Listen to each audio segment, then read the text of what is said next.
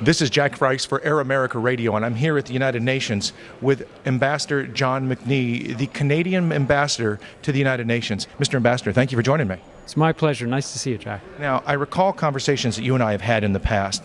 One of the big issues for the Canadians, especially when it comes to the UN, but internationally in particular, is the question of Afghanistan. It's a huge issue right now, obviously, for the Americans as well. President Obama has already said that they would send an additional 17,000 troops into Afghanistan, and yet the problems are serious, and some are saying that they're actually getting worse. The Canadians have carried a very heavy load in Afghanistan. Talk to me about that internally.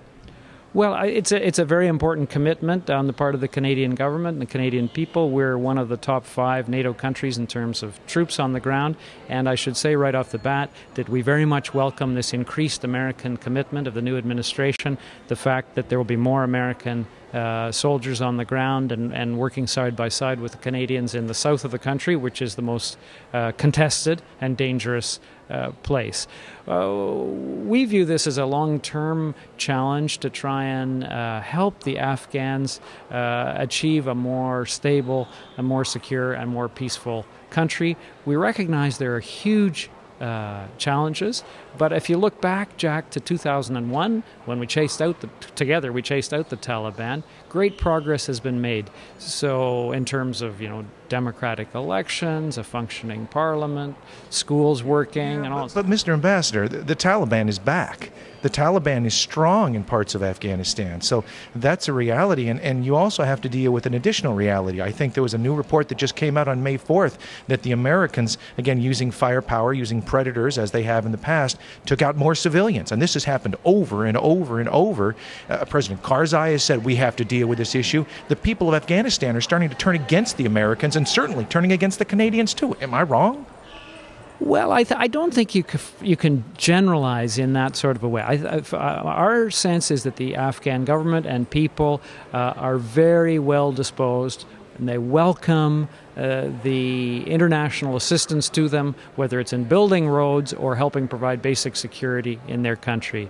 The matter of civilian casualties is one that's troubling, deeply troubling to everyone, and it's a question, I think, of finding ways to, if they cannot be completely eliminated, procedures that will minimize that. But the very fact that there will be more American troops on the ground should ameliorate the situation, and that the stronger if you're there in force, it's going to be dissuasive, the Taliban, to take on the NATO troops. So it's a tough one, and every casualty is deeply regrettable. But as you say, you imply it's a tough struggle with the Taliban in many parts of the country, and taking them on head on is the only way to do it.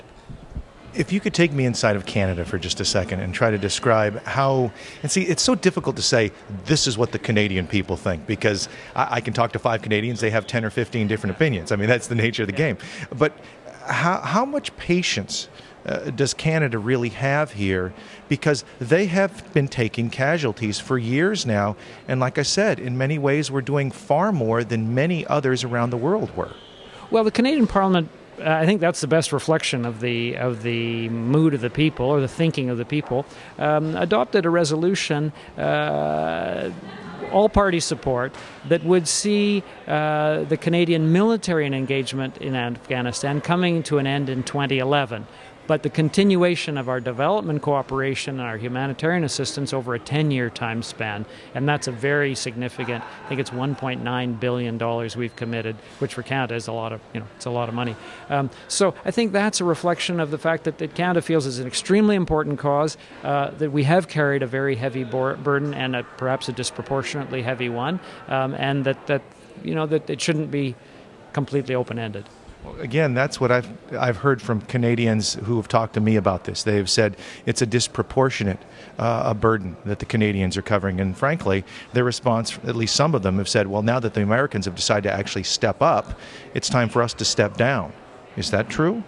Well, I don't think that there's that direct link. I mean, this was the thinking of the Parliament, I think 2 years ago, reached this conclusion after we had a very thorough study of our engagement and what we should be aiming to do there, and thought that it shouldn't be, as I say, an open-ended commitment. But we remain very, very vigorously engaged now and will be over the next couple of years.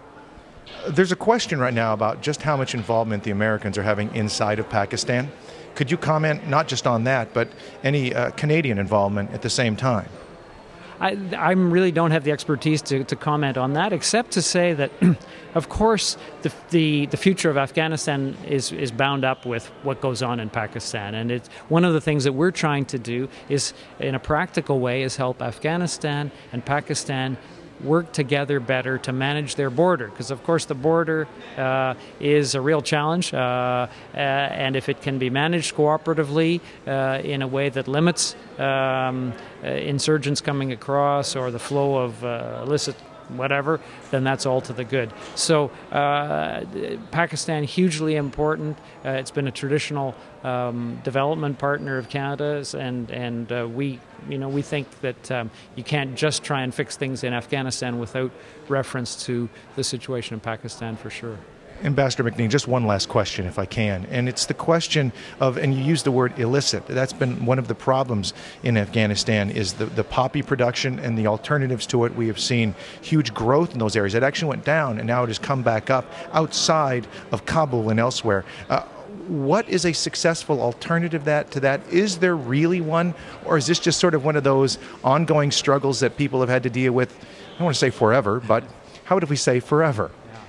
Well, I think it's a very tough one, and it's a field of endeavor that the Canadians are not directly engaged in, just because we think it's important to focus our efforts, and we've chosen 6 areas in which to concentrate, and it just hasn't been one of them. I mean, there are many facets to the problem, including the demand for those drugs in the Western countries, which is the pull, is a big pull factor. So we all have to fight against against drugs at home, but the problem has many facets. Finding alternative livelihoods for farmers, alternative crops that can make them money.